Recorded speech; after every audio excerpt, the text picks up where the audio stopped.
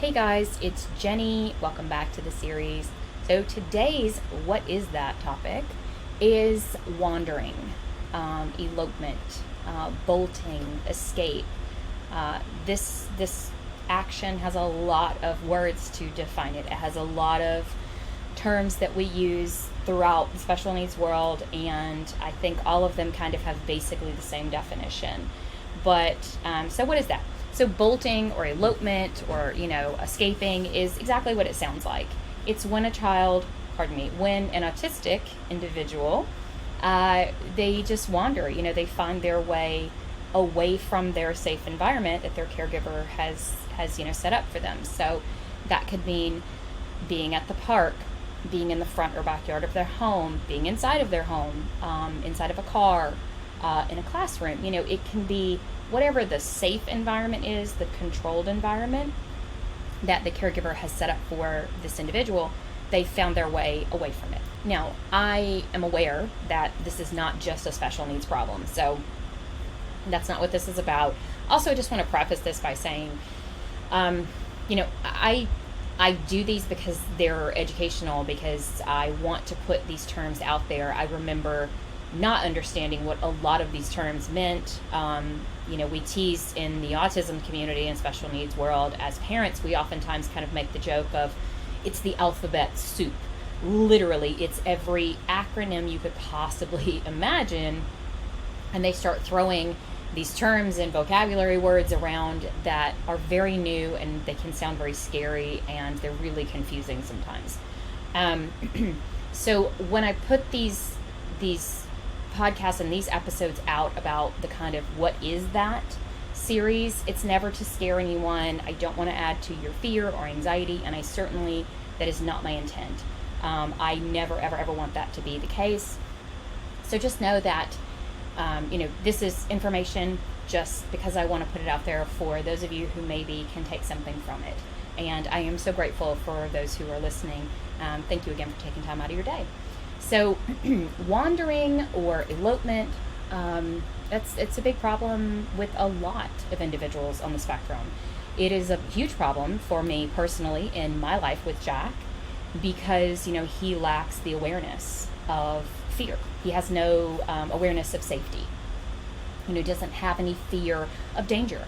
He doesn't understand what danger is. He doesn't know that is an unsafe thing, person, scenario, physical place, whatever it is. My Jackie just doesn't understand that. And so that's a huge fear. Again, I understand this is not specific to autistic kids, but it is a huge deal for me personally. This is where a lot of my anxiety comes from, and it is something that I'm very fearful of. So now we know what it is. Let's talk about what it looks like. So my personal experience with Jack is when he was younger, so say before he was age 10, more often than not, his elopement or his escape was letting go of my hand in the store, or not waiting by the car, when I take him out of his car seat or take him out of the car. He would want to sort of run or bolt, or and that's kind of what it looked like. Sometimes if we were at the park, again, most parks are fenced in, thankfully, but he would run towards the exit, or he would run towards the swings when we were trying to go to the slide. Like, it was very much that type of thing.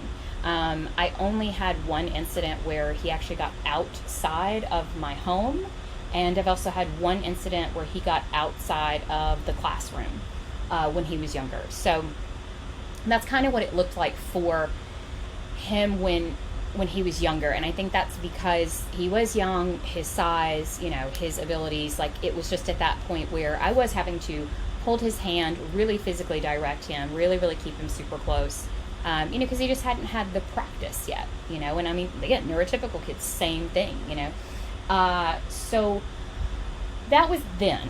And I find that is more often than not the case for most people when they do have this conversation with me about like elopement and running away or escaping.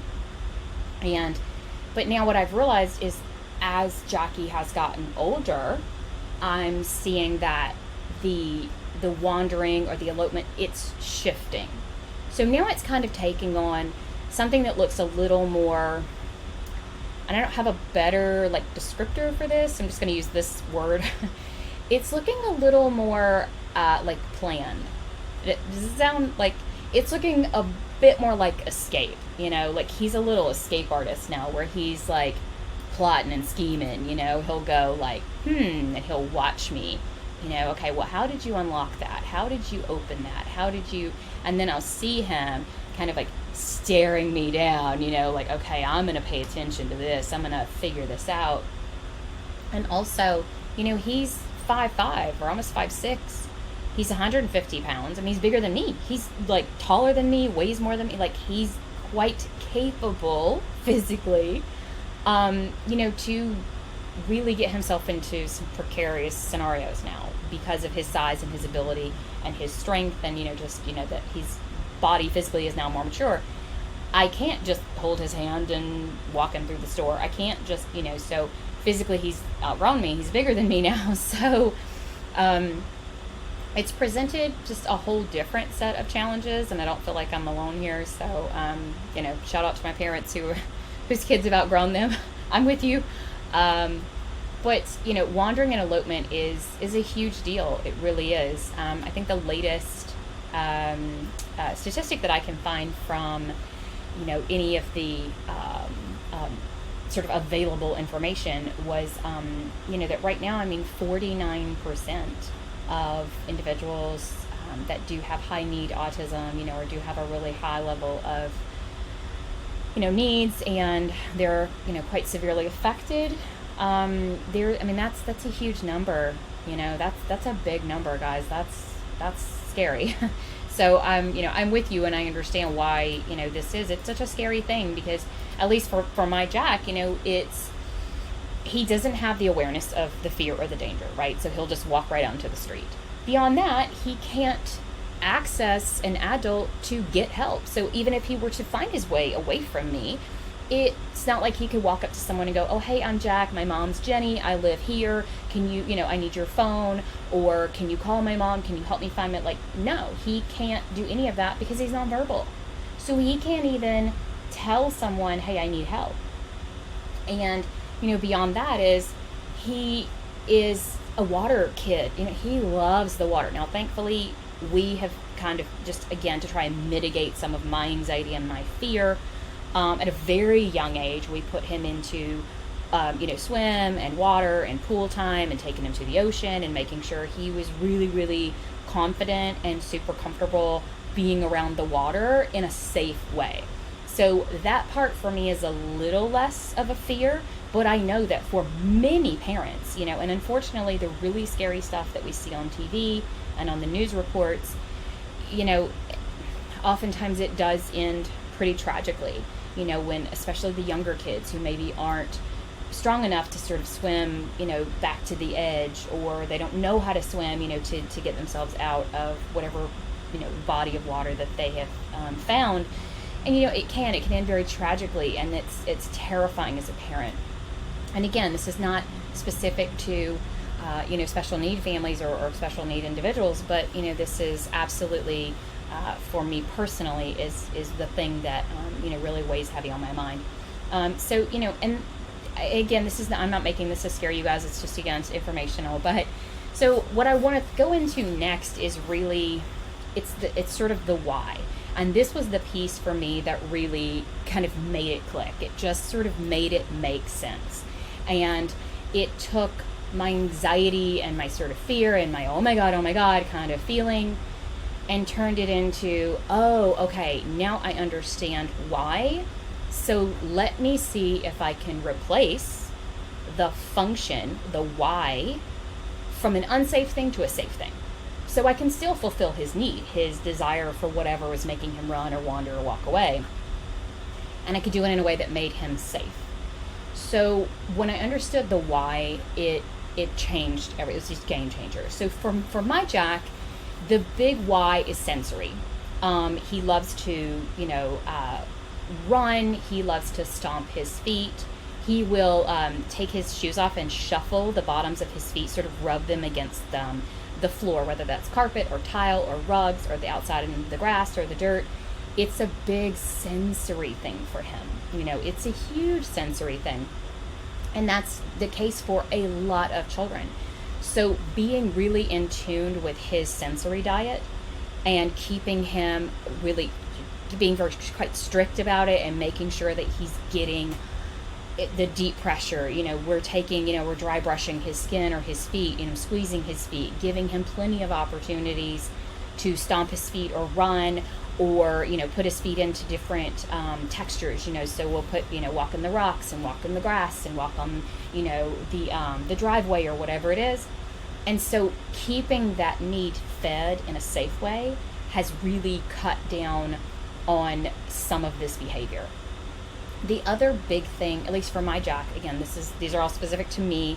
I'm sure there's many reasons out there, but it's stress. It's a very typical response. We have a fight or flight response as all humans typically do, and so that's a very typical thing when he's stressed and anxious, or he's really overwhelmed. Again, sensory processing. My kiddo, he struggles with processing down all of his senses. So when he's really anxious, he's really he will just sort of, okay, and he just sort of explodes, and so he just sort of runs, or he'll bolt away, or he'll drop your hand and off he goes. And if you're in a place where you're near something dangerous, so whether that be the street, traffic, like I said, a swimming pool, another person in line at the grocery store, he's going to bang into them and they're both going to fall down.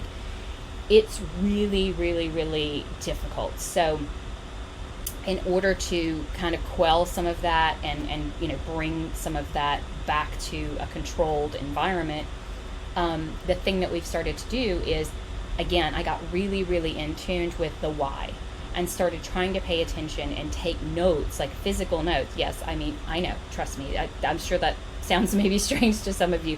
I literally, when he was younger, would take notes. Okay, we were wearing this shirt, these shoes, this was the scenario and surroundings, and I tried to kind of just find anything that I could that was his antecedent, what was setting him off to start the process, to start that build of okay, first it was, now he's letting go of my hand, and then it's, okay, now he's shuffling his feet, now he's can't sit still, and that would turn into, okay, now he's darting his eyes around, and now he's kind of moaning or he's flapping. And that build, it starts slow, and it took me years, but now I'm very fortunate. I've gotten very good at figuring out his signs and figuring out what kind of makes him build and what can really keep him calm. So making sure, again, if he is, okay, the store is too much, it's too loud, there's too many people around, or he's just not in the mood that day. So just being really in tune with when is he getting anxious and when is he getting kind of stressed, has cut way down, again, on him wandering or bolting or whatever, whether it's stress induced or that he's just needing something sensory. Those are usually the two big ones for us. Another one that's really common, I don't find this with my Jack, but it's just interest. They're just, oh cool, something shiny, oh wow, the neighbor has a toy in their yard I want.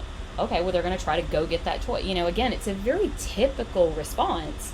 I'm sure many, neurotypical children have probably done the same thing. Oh, there's candy in the store, I'm going to walk over there and let go of mom's hand. So that's another, it's a very typical, drive or a function of why they would do it. But, that happens in our kiddos too. So, that's happened with Jack. It's been very rare. Again, he's not really into things. He's not attached to things. He's kind of just, outside of his iPad, or, like I said, he wants to swim, he wants to hike, he wants to be outside. So, I don't find that that's so much the case with my Jack, but that's absolutely the case for some kids. It's just, hey, that thing looks cool. They love yellow, road signs, and they saw one at the end of the street, so off they went walking to go look at the yellow road sign. It can be literally that simplistic.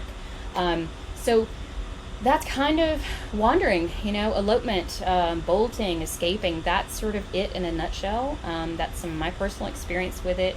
The ways that we do try to mitigate this and keep it, at bay as much as we can, keep him safe. Like I said, in earlier, is really keeping his sensory diet on track, making sure whatever he's looking for, deep pressure, if it is heavy work, if it is, tactile, is he wanting to smell something, is he wanting to taste something, just really paying attention to that sensory diet and filling that need with something very functional and safe. The other thing is, again, just to watch his stress levels, watch out for those really big cues, those really big, red flags, so that I can get him out of scenarios before he feels the need to wander or run away. The other thing is we do put into place, physical barriers. So that for us looks like he has a wearable GPS device.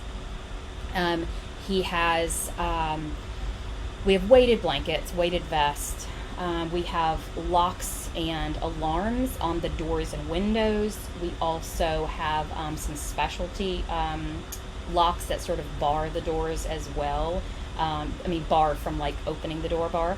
Again, they're all safe. They're all kind of, but I can link that stuff too. If you guys are interested, you can go to the autismspacejenny.com. So autismspacejenni.com. I do have a link on there for everything that we use. I'm kind of constantly updating it too. So if you guys want to go and look at some of that stuff, that's all the stuff that we found that really, really, really works. If you do have kind of an escape artist kiddo like mine.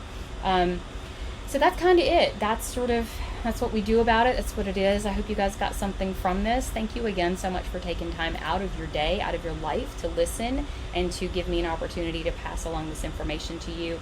I am sending everyone love, light, and positivity. Please go have a fantastic day, and I will talk to you again very soon.